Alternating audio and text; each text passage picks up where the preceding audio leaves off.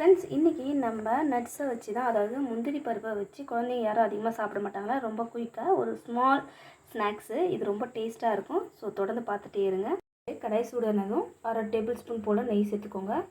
நெய் நல்லா மெல்ட் ஆனோடனே நம்ம கொஞ்சமாக முந்திரி பருப்பு எடுத்துருக்கோம். முந்திரி பருப்பு எடுத்து லைட்டாக வந்து ரோஸ்ட் பண்ணிக்கணும், கருகாமல் பார்த்துக்கோங்க. பாதி நல்லா ரோஸ்ட் ஆனோடனே ஒரு சிட்டிகை போல் மிளகாய்த்தூள், அதே அளவு கொஞ்சமாக சால்ட் ஆட் பண்ணி, கொஞ்சமாக பெப்பர், சிட்டிகை கரம் மசாலா, ஒரு சிட்டிகை போல் மஞ்சள்தூள் நல்லா ரோஸ்ட் பண்ணிக்கோங்க. இதை வந்து கருகாமல் நல்லா இப்படி ரோஸ்ட் பண்ணி எடுத்துக்கலாம்.